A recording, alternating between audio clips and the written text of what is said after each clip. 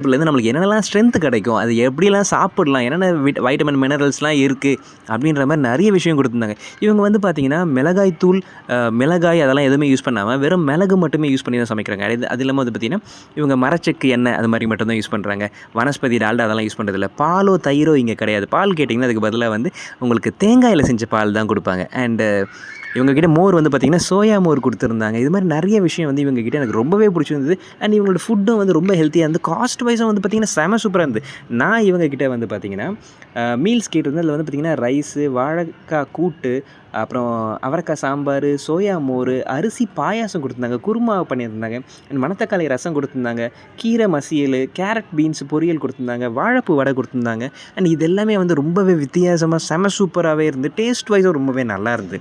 இந்த ஹோட்டல் எங்க இருக்கு தெரிஞ்சுக்கணும்னு ஆசைப்பட்டீங்கன்னா, திருப்பூர்ல வந்து சத்யா ஷோரூம் இருக்கு. சத்யா ஷோரூமுக்கு எதிர்க்கயே வந்து